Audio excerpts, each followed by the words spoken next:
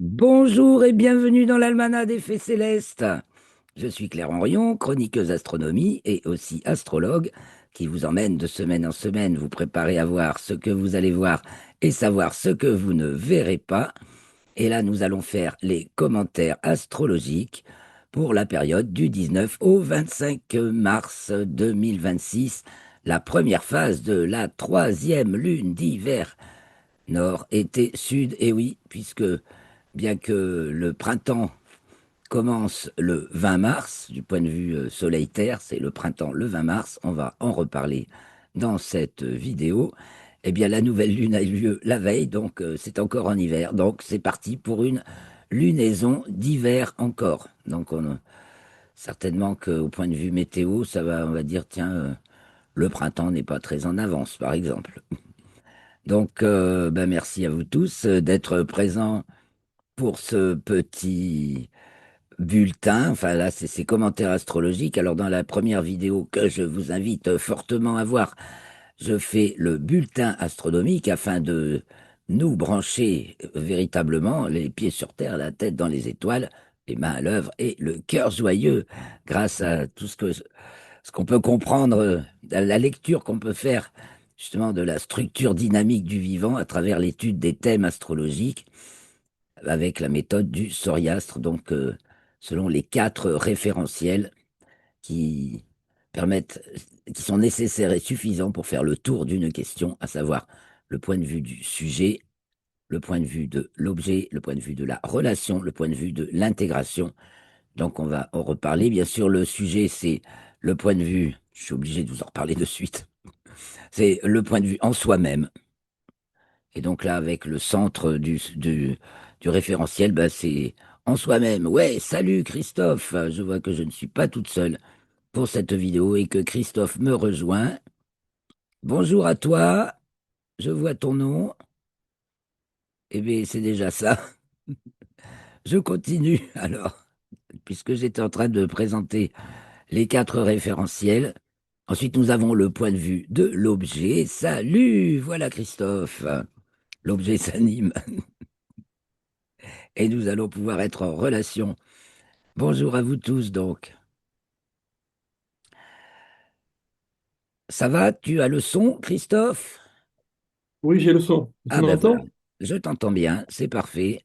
Donc Ok. j'ai déjà commencé. Bon, ok. Donc j'ai expliqué les quatre points de vue qui font les quatre sphères astronomiques du Soriastre. Donc le point de vue du sujet, la sphère locale dont on est le centre.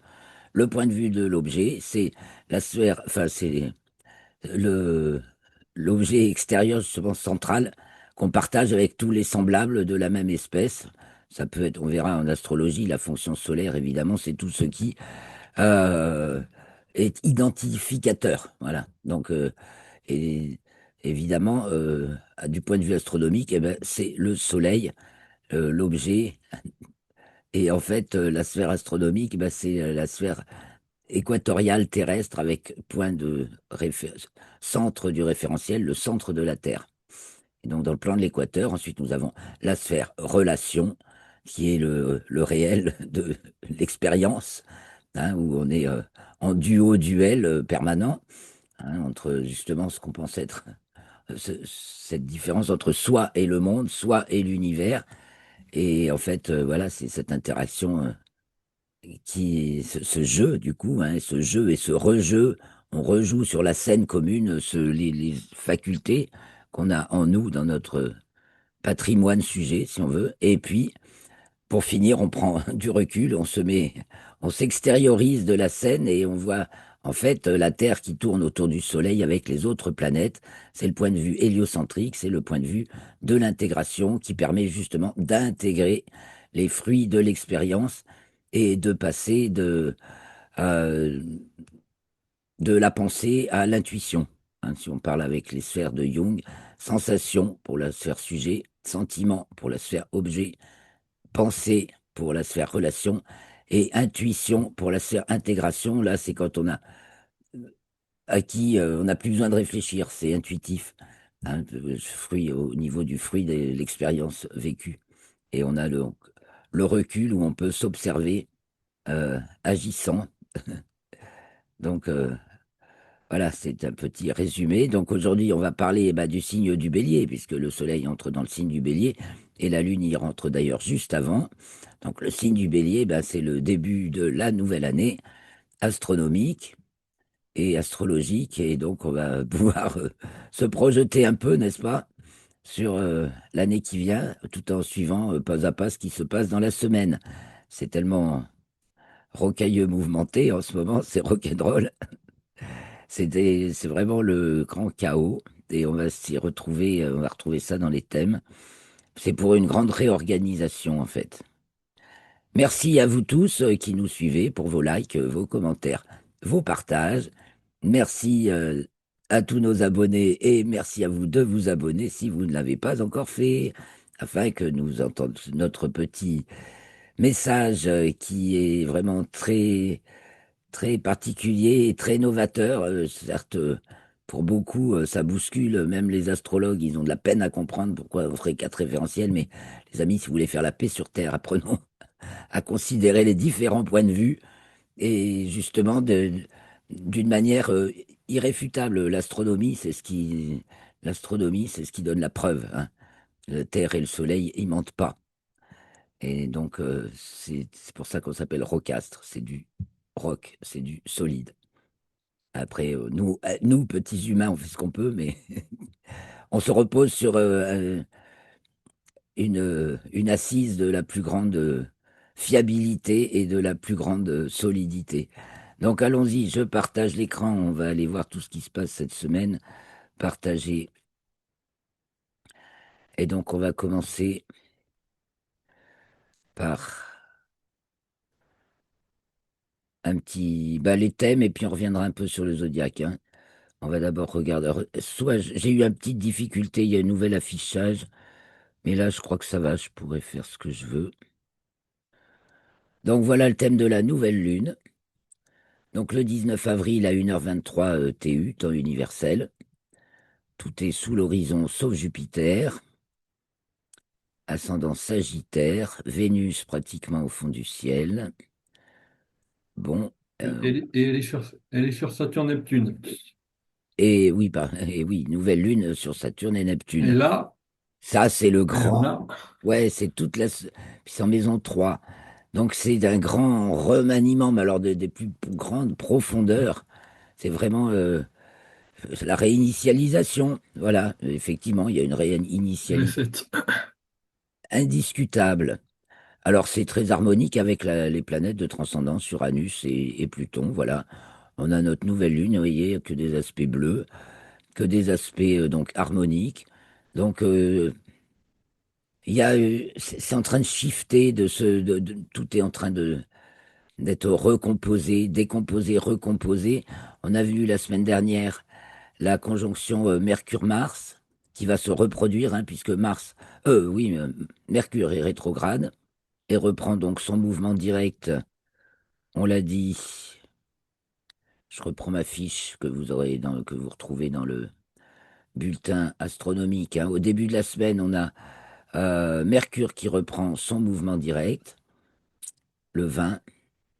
Et puis la semaine dernière, on avait Jupiter vient de reprendre son mouvement direct, donc c'était le 11 mars et le 20, c'est Mercure qui reprend son mouvement direct. Donc entre-temps, elles ont été conjointes, Mercure et Mars, en Poisson, au nœud ascendant de l'orbite lunaire. Et là aussi, alors ça, d'un point de vue international, il s'est passé énormément de choses, en particulier en Iran. Ça m'a amené à réfléchir au fait que, bon, justement, Mercure-Mars, ça multiplie les foyers. Ça fait des tas de tours de passe-passe.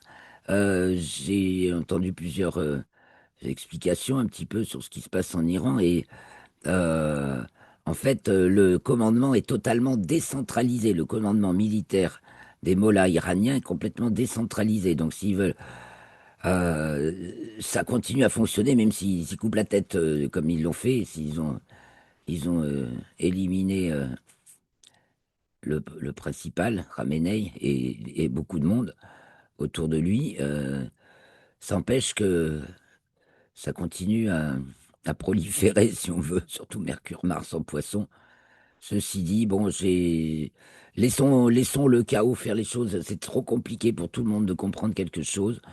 Apparemment, il n'y a pas à s'inquiéter. On va vers quelque chose de salutaire.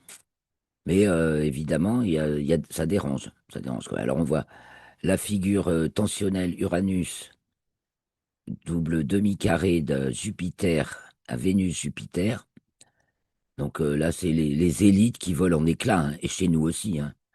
Ouais, je pense que les élites vont voler en éclats. On va te demander ta petite analyse sur le champ politique, Christophe. Mais avant, je voulais vous montrer aussi l'héliocentrique. Regardez comme c'est cohérent un héliocentrique. C'est une figure entièrement. On dirait que tout est déjà, tout est en place, c'est cohérent, c'est structuré. Il n'y a pas de point de fuite dans cette figure. Il y a à la fois des aspects tensionnels et des aspects harmoniques. Il y a une grande construction, quoi, avec un grand rectangle, une grande pyramide. C'est balèze, hein. Et puis, attention, donc Mercure sur Jupiter, Pluton, qui sont pas encore opposés en signe, mais qui sont dans une orbe d'opposition. La Terre opposée donc à Saturne, Neptune, puisque c'est la conjonction Soleil, Saturne et Soleil, Neptune. Donc cet équinoxe s'accompagne de nouvelles Neptune et nouvelles Saturne. C'est vraiment le redémarrage de quelque chose des infrastructures, non seulement sociales, mais aussi civilisationnelles, c'est-à-dire tous les mythes, toutes les croyances qui façonnent les civilisations. Là, on remet toutes les cartes, toutes les pendules à zéro, on redistribue complètement les cartes, ce que disent aussi Mercure et Mars en Poisson, et puis à l'échelle planétaire, Trigone Jupiter en Cancer. Donc, qu'est-ce qui va se passer? Qu'est-ce qui va nous arriver? Bien sûr, on voit justement au niveau de ces élections que il y a une grande redistribution aussi. Qu'est-ce que tu peux nous en dire, Christophe, par rapport à Je vois que là, les municipales? c'est la maison 3. Ouais, C'est en maison 3. Donc, c'est les élections qui vont provoquer tout ça. on a Ça passe Vénus par les qui est encore. élections. Ouais, et Vénus est encore en Hein? 3 aussi. Et on voit que, Voilà. voilà, les Alors, choisis, qui c'est qu'on va choisir? Des nouveaux. Déjà, le bélier dit que c'est des nouveaux, mais ça passe mal, là, ça grince, ça coince. Il y a vraiment des rapports d'autorité, hein, pourrait considérer, là, et c'est l'autorité moi, des communes, des villes, et les je autorités pense, supérieures. je pense qu'il va y avoir des surprises avec cet Uranus en 5. À mon avis, beaucoup, ouais. Et, Jupiter carré, semi-carré Uranus, ça va exagérer Exagéré, oui, tout à fait, tout à fait. Et le puis côté surprise. ça nous parle, le demi-carré Jupiter-Uranus dans lequel on est pour un petit moment, là, quand même. Ça nous parle bien aussi la tension au niveau de l'Union européenne et tous les pays membres, hein. L'Union, c'est Uranus, et les pays membres Jupiter, ça grince, ça coince. Tout le monde commence à vouloir s'en aller ou casser la baraque. Donc, Et voilà, au niveau national, entre les communes et le niveau national, c'est un peu pareil. Il y a déjà au niveau des petites communes, le fait de n'avoir que, pour beaucoup, une seule liste, quand encore il y en a une, parce qu'il y a des patelins, il n'y a même pas de liste, hein, et ah d'avoir oui. tout imposé, il n'y a plus du tout de liberté de choix. Je veux dire, même un conseil municipal d'une petite commune, ben voilà, il est plaqué, là, c'est comme ça, il y a autant d'hommes que de femmes, ok, et la liste est faite, et tu n'as pas le droit de rayer, rajouter, machin, comme ça se faisait avant, où justement, ça donnait une vie, le conseil municipal pouvait un peu refléter les gens de la commune, là non, plus du tout, ça c'est encore un plaquage uranien, là, t'as plus le choix de t'auto-organiser. Hein, le Jupiter, c'est l'organisation à l'échelon des individus qui ont un intérêt commun. Et Uranus, c'est l'ordre supérieur. Mais Uranus s'en va, hein, du Taureau. Et je pense que quand Uranus va être carrément en Gémeaux, ce qui va se produire au mois d'avril, 26 avril, si je ne m'abuse. C'est pour quand? 26 avril, il me semble. Alors ça, vous avez tout ça D'accord. dans l'article, hein, Début mai, ok. D'accord. référez-vous à D'accord. l'article qui est dont le Ouais, lien est ouais, dans le ouais. bas de la vidéo, parce que vous avez la carte de toutes les planètes à tous les points de vue, dans quel signe elles sont, vous savez qu'elles en sont de leur cycle par rapport au Soleil, de quelle constellation, Périhélie, Aphélie, enfin tout, tout. Les dates de les dates de leur cycle, justement, etc. Qu'est-ce qu'on regardait? Là, je regarde un petit peu cette nouvelle lune. Du point de vue héliocentrique, on a aussi une opposition Mercure-Vénus au double carré de Pluton. Donc là aussi, c'est pareil, c'est les gens, ça, hein. Les favoris et les gens. Alors Mercure entre juste en Scorpion, donc la- la- les favoris sont de plus en plus malmenés, hein. Ces derniers temps, Vénus ramasse. Et c'est au carré de Pluton. Il y en a qui partent au trou, il y en a qui démissionnent, il y en a qui disparaissent. Parce que là, avec l'affaire Epstein. Alors, je vais vous faire remarquer un truc quand même marrant, parce que souvent, on parle de l'affaire Epstein en France et on dit Epstein aux États-Unis. Par contre, en France, on dit Rothschild et aux États-Unis, on dit Rothschild. Mais ça, en fait, c'est que de la phonétique. C'est que le I en anglais américain, bah, c'est I, et le EI en anglais américain, c'est I. Et nous, on fait Ein devant EI, ça fait Ein. Et quand on a I, comme dans Rothschild, on fait I. Bon, et voilà. Donc voilà, c'est peut-être que ça l'histoire, hein. C'est de la phonétique. Faut peut-être pas aller chercher plus loin. Mais fallait le faire remarquer. Alors, on va continuer parce qu'il s'en passe des choses, hein. On arrive donc, la Lune entre en Bélier d'abord, la première, le 19 aussi, à 4h02. Et donc, puisque la nouvelle lune a lieu dans le 28e degré, 29e degré du signe des Poissons. Donc, quand la lune entre en bélier, c'est à 4h02 TU le 19, donc 2 heures après, 3 heures après la nouvelle lune. Là, à ce moment-là, Pluton à l'ascendant, Uranus au fond du ciel. Comme tu dis, Christophe, il va y avoir de la surprise. Là, on est dans un flou impeccable, inconnu. On se projette sur un avenir qu'on va construire. Parce que tout est déconstruit. Et pour l'instant, bah, il y a un jeu de cartes là, hein. Il y a des tas d'échanges, de tours, voilà, c'est les passations de votes, de machin. C'est euh, c'est quand ça? Ça, c'est toujours le C'est 19, mais là, c'est l'entrée de la le Lune 19. en bélier. Elle est donc en deux. Alors, on va D'accord. aussi avoir, oh, bah là, il y a gros sous là. Hein, nouvelle Lune, donc, toute jeune, toute fraîche, de 3 heures, Mais avec c'est jeudi, ça, Neptune, oui, d'accord. Saturne, Vénus, en bélier, le magot. Là, il y a des scandales, donc ça va peut-être encore parler gros sous, argent volé au peuple, alors, capturé, retenu. Là, c'est le coup du vol, hein. Si vous vous rappelez, quand il y a eu le vol des bijoux d'Hortense, là, enfin, de l'impératrice Eugénie, pardon, au Louvre au mois de novembre, c'était aussi une conjonction Mercure-Mars, c'était en Scorpion. Là, c'est en Poisson, donc c'est plus. On est aussi dans un Oui. signe d'eau, mais c'est le signe d'eau mutable, où on est dans la transformation et la multidimensionnalité. Alors c'est encore plus complexe. Ça se passe à tout plein de niveaux à la fois, et en plus, ça implique tout le monde, puisqu'il y a si ça se passe au nœud ascendant de l'orbite lunaire. On est tous embarqués dans un grand remue-ménage.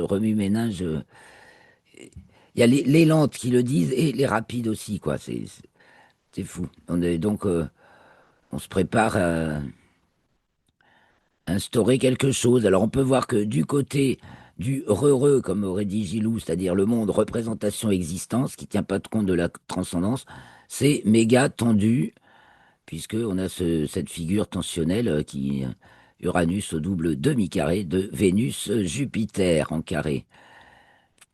Bélier, Cancer. On tranche dans la mode de beurre, là, hein. Et puis, Uranus reçoit quand même un trigone de Pluton. Donc pour celui qui a ouvert à la transcendance, ça passe crème, quoi. Bon, on est sur un bateau, ça remue, hein, ça remue beaucoup, mais il n'y a pas de souci. On va vers, euh, on va vers là où on doit aller et il n'y a pas trop lieu de s'inquiéter. Alors voilà notre thème du bélier. Comme dirait Philippe Guimand, Alors, c'est cultiver la joie. Voilà. Mais la vraie joie, quoi, celle qui sort une des remarque. cœurs. Alors, notre ascendant bélier, notre Euh, adresse l'in- solaire bélier. L'ingresse Allons-y, tout en plein contact. l'ingresse solaire, bélier, Ouais, la même domification que l'ingresse lunaire qui a vu le premier tour. ok. Donc c'est ascendant Lion. C'était ascendant Lion pour le 14. L'ingresse Ah, verso ah, du 14 avait même domification. très bien. Bah oui, forcément. Donc on va, pas forcément, mais je veux dire, du Ah coup, oui, ça remet une couche sur le fait qu'effectivement, il y a un énorme effectivement, ça va turnover. bouger.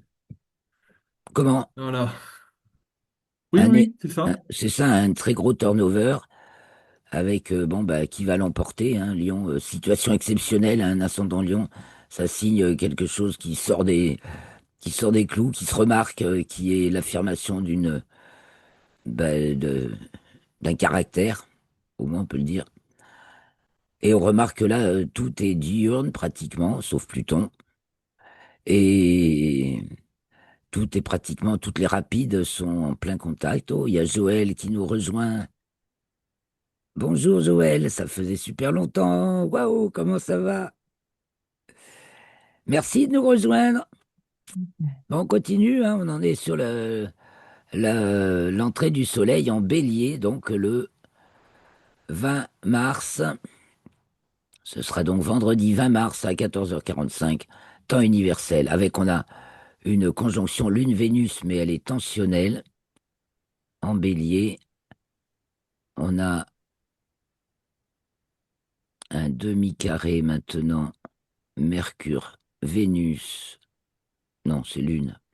Lune-Mercure. Alors là, apparemment, il va se passer beaucoup de choses, surtout au début. En tout cas, c'est comme un grand coup de pied dans la fourmilière. Il a déjà été donné, je pense, et alors ça s'égaye de tous les côtés. Et puis Mercure qui reste scotché au nœud ascendant de l'orbite lunaire, vu que les deux sont rétrogrades. Euh, on- ça, ça veut dire qu'on est en train de soulever des tas et des tas de choses qui étaient secrètes, cachées, mystérieuses, aussi bien au niveau des scandales que des trésors, justement, des, des trésors spirituels. Il y a tout ça qui sort. Alors, je vais faire un petit, on va regarder un peu pour que tout le monde suive bien, le signe du bélier, concrètement, énergétiquement parlant. Voilà, on peut en parler, on peut le dire. Qu'est-ce qui se passe? Donc, le bélier, ben, c'est le début d'un nouveau cycle, hein. C'est le cycle éternel et universel de la vie, en fait, en 12 étapes. Et donc le bélier qui démarre, le signe du bélier démarre toujours à l'équinoxe de printemps nord, donc automne sud, quand le soleil, qui éclaire de plus en plus le nord de la Terre, éclaire autant le sud que le nord et continue à éclairer de plus en plus. Donc on a les ronds blancs qui signifient le nord, les ronds noirs qui signifient le sud, et quand il y a des rayons, c'est celui qui augmente. Donc là, ça y est, au bélier, on passe à plus de nord que de sud. Bon, ça augmente depuis le Capricorne. Et là, on passe à plus de nord que de sud. Au taureau, il y en a encore plus, et aux gémeaux, encore plus. Donc on est au bélier. Globalement, toute la saison, bélier, taureau, gémeaux, donc printemps nord, automne sud, c'est la vitesse d'excitation. Parce que la force dominante, c'est le nord, et elle augmente. Donc vitesse quand la force dominante augmente, et excitation pour le nord. Vitesse d'excitation avec une concentration maximale au taureau, au milieu, donc signe fixe, le principe des signes fixes, c'est l'induction, c'est-à-dire que du coup, le taureau va rappeler la fonction opposée, donc la force d'inhibition.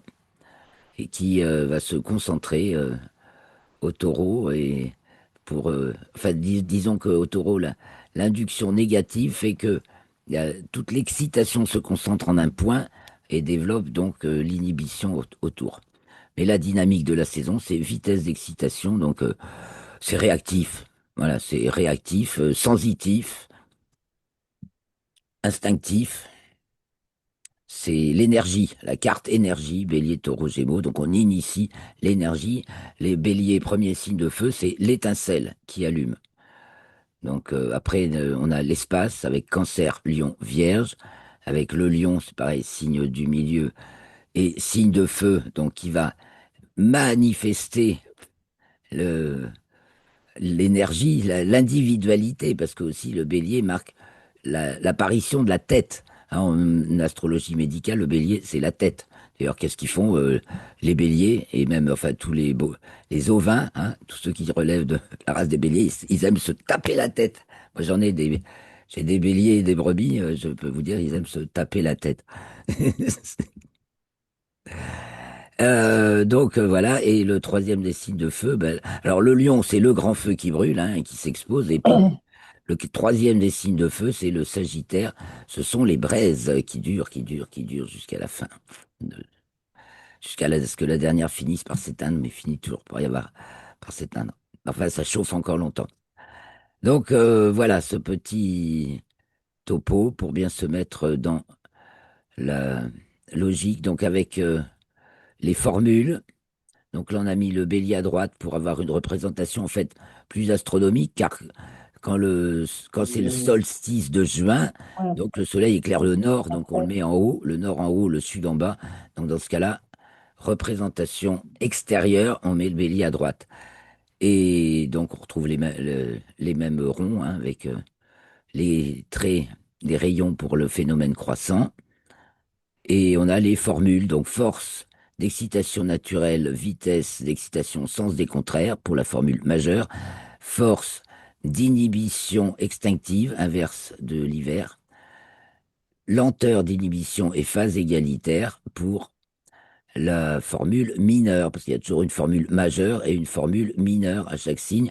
Et donc c'est l'inverse du signe des poissons. Voilà ce qui est fort au bélier et faible au poisson et ce qui est fort au poisson est faible au bélier. Mais on a quand même les mêmes fonctions. Et surtout si on est dans l'hémisphère sud, par exemple, on peut avoir un bélier qui a l'air plus poisson ou un poisson qui a l'air plus bélier. Mais on peut jouer en quatre. Il y a quatre formes.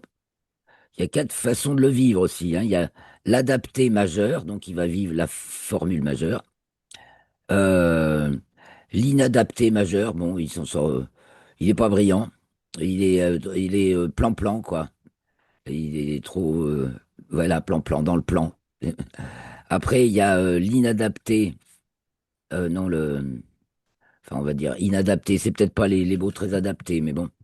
Euh, il y a celui qui est dans la formule mineure, et donc qui n'est pas un brillant bélier, et celui qui tire justement ce qu'on appelle la remontée de l'ombre, qui tire la force de la formule mineure pour faire un super bélier inspiré, quoi. En fait, le bélier est un grand initiateur s'il laisse passer ses poissons. Et donc, il a l'inspiration mystique des poissons. Là, ce n'est pas qu'un bélier qui frappe.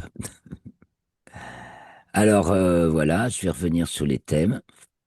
J'aime bien à chaque début de saison, de toute façon, se pencher sur les thèmes, sur le zodiaque et montrer signe par signe et vous expliquer petit à petit le fameux zodiaque conditionnaliste de Jean-Pierre Nicolas, qui, mieux que tout autre, euh,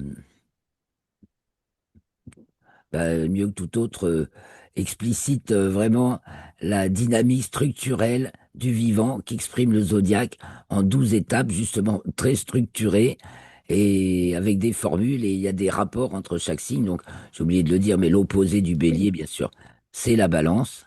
Et d'ailleurs, quand le soleil entre en bélier du point de vue géocentrique, eh bien, la Terre entre en balance du point de vue héliocentrique. C'est exactement la même. La réciproque. C'est comme si, mais quand on est face à face, on se regarde. Ben, si je vois mon interlocuteur par là, par exemple, je le vois vers l'est, ben, lui, il me voit vers l'ouest. Ben, c'est ça, c'est la vie. Donc, c'est une année où tout est, voilà, c'est vraiment l'année de grands changements. On peut s'attendre à tout, à des péripéties. Ça peut avoir un côté rigolo pour celui qui sait apprécier. Mais de toute façon, de grands changements de nos valeurs. Au point de vue météo, je pense que ça va être assez frais, arrosé. Et alors, d'ailleurs, je suis allé voir comment c'était la météo la dernière fois que Neptune est entré en bélier. C'était en 1861, année avec pas mal de fraîcheur et d'averses, et quelques rares pics de chaleur. Et j'ai regardé pareil la dernière fois que Saturne est entré en bélier, c'était en 1996. Bon, bien sûr, c'est beaucoup plus récent. Mais pareil, alors les deux, je pense qu'on va avoir quand même pas mal de flotte. Bon, après, on De aura. chaleur et pas Et, très chaud. ben, on D'accord. verra, parce que quand Jupiter va rentrer en Lion, ça pourrait nous faire des gros pics de chaud, ça aussi, quand même, hein. Parce que après, ben, il y a le côté, ça va dessécher un peu, justement, et le côté A priori. Saturne Ah, après peut faire durer le chaud, mais Neptune va peut-être maintenir un certain frais humide. Et puis, alors, c'est en 8, ils ont de l'humidité. Donc, c'est signé plutôt mais humide. Mercure, Mais bon, ça vaut mieux. Mercure en poisson, Mercure en c'est pas poisson, très chaud, tout. bah, et puis c'est C'est humide, ouais. Eh ouais. Au mieux, c'est pas très chaud. au mieux c'est des giboulées, là, hein. C'est au mieux, hein. Ouais, Sinon, ouais, il ouais. pleut tout le temps. Sinon, il pleut tout le temps. Parce que entre le Soleil, entre Saturne et Neptune, qui rentre en bélier entre Saturne et Neptune. Enfin, non, il a pas encore. Il va passer Neptune, il va passer Saturne. Bon, allez, je continue parce que le temps nous est compté. Et oui, on a vu qu'on avait une conjonction Lune-Vénus aussi, je pense qu'on l'a vu. Bon, la Lune va entrer en Gémeaux. J'en ai loupé un là, en plus. Voilà, la Lune entre en Taureau le 21 mars à 6h34. Bon, bah, les jeux sont faits. Les jeux sont faits, semble-t-il. On est en post-contact maintenant. Et Vénus, c'est quand le deuxième tour? Ce sera... Dimanche, Ouais, donc ce sera le 22, dimanche, 22. dimanche 22. Ouais, et là, on Donc a c'est ça, donc une grâce lunaire. Vénus marque le choix. Bon, bah, c'est vrai que là, ça va. Bon, bah, il y a des têtes qui vont être choisies. Est-ce qu'elles vont tenir le coup, les têtes en question? Avec ce carré toujours sec, là, Jupiter en 4. C'est pas dit que tout soit réglé.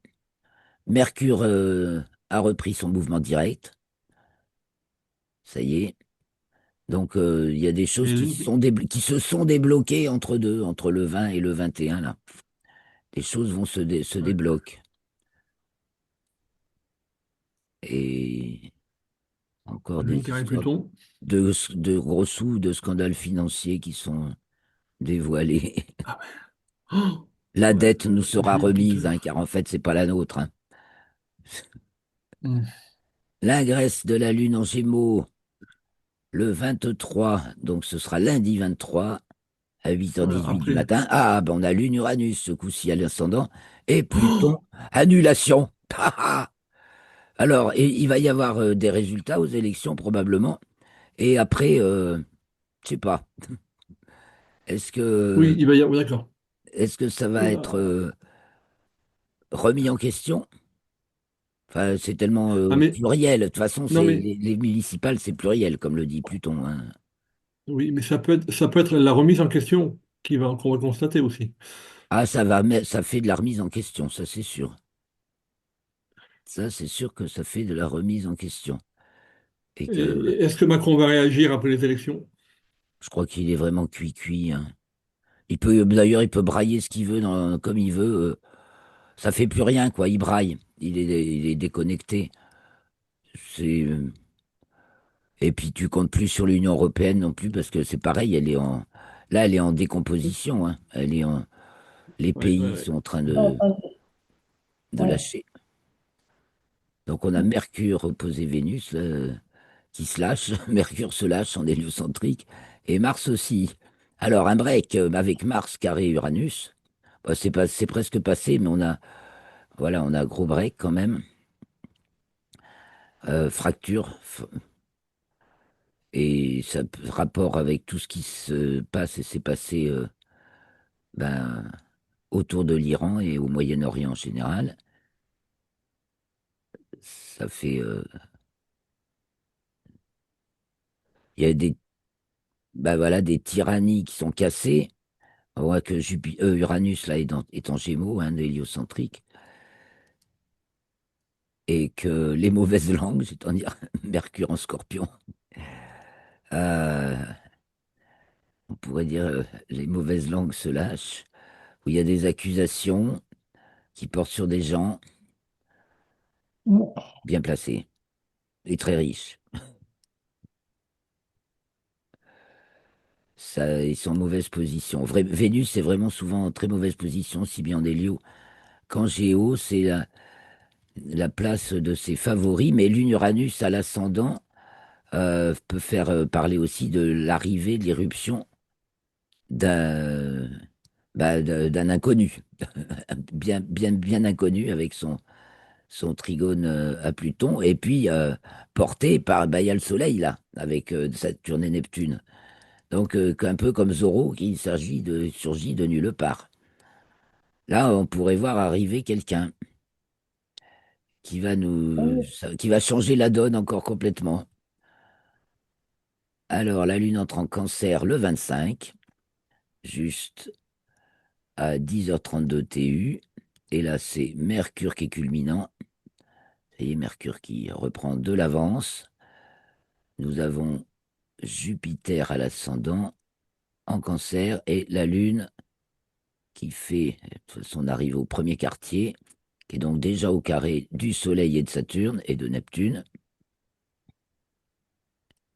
Et puis, Mercure et Mars, toujours trigone à Jupiter en Poisson. Ouais, on a vraiment l'impression d'un numéro de clown.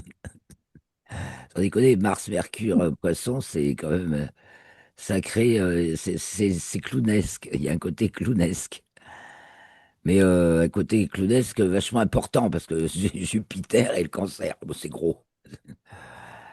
Et donc ça concerne, bien sûr, ça concerne le pays, ça concerne nos affaires de nos domaines. Et donc on jongle. Et ça se passe à plein de niveaux. On est obligé d'intégrer justement des dimensions subtiles, spirituelles, quantiques, enfin appelez-les comme vous voulez. Et on est carrément obligé de sortir de la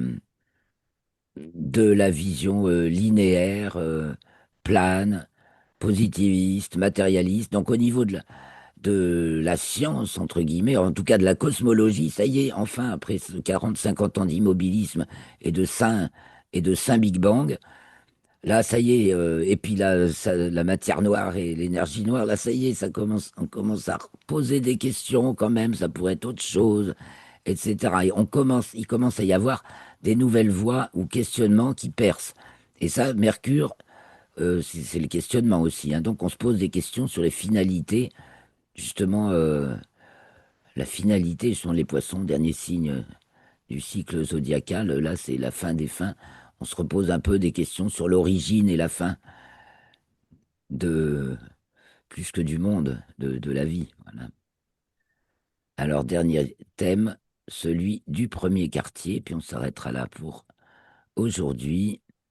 On va remettre le couvert, on se met une nouvelle table. Balance et rebelote, ça veut dire. Alors, c'est dit qu'on va rejouer quelque chose après. La Lune et Jupiter en Cancer, ah bah ça va plutôt bien. Donc, toujours beau trigone, Jupiter à Mercure et Mars. Et il y a la Lune aussi qui fait trigone à Mercure. Donc, il y a des choses qui vont vite là, hein. Du moins d'un point de vue structurel. Bon, peut-être qu'on aura un peu de beau temps à ce moment-là. On va profiter du beau temps quand il y en a. Et donc, en 5, on a Mercure, Mars Le peuple bouge. Là, ça mettrait bien les gens dans la rue, ça. C'est et ben on retravaille peut-être même sur la Constitution, justement, ou sur notre Constitution, hein, pensons à nous aussi, et à notre santé, et à notre santé relationnelle, hein, ça va parler de relationnel, là, sur ce premier quartier.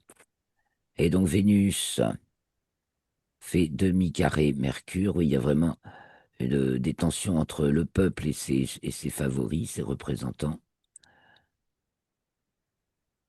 Donc là, on retravaille, on revisite, on illumine, hein, le Soleil illumine Saturne et Neptune en 6, donc c'est dans les officines où on planche pour quelque chose de nouveau, hein, des nouvelles, justement, une nouvelle constitution. Justement, là, Saturne, Neptune, ça parle de la constitution. Donc prenons soin de notre santé aussi, justement, de notre constitution de base, et je pense que ça nous parle aussi de la constitution du pays.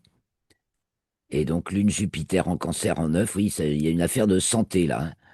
Et puis Uranus en 8 qui nous amène quelque chose tombé du ciel. Bon, on va se quitter là, hein, je crois. Donc, pour cette extraordinaire semaine,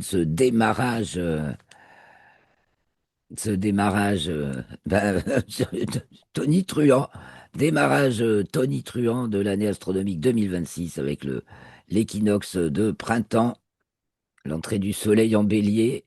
Donc, ben voilà, bon pied, bon oeil, justement, prenons bien soin de votre santé, moi la première, afin d'être d'attaque, faut être d'attaque, parce que ça bouge, hein, et c'est Mm. comme Lucky Luke, là. Saute cowboy, danse cowboy, danse cowboy. Faut être souple, Mm. léger, et donc je vous souhaite une très très bonne semaine. Merci beaucoup Christophe, merci beaucoup Joël. Salut à tout le monde.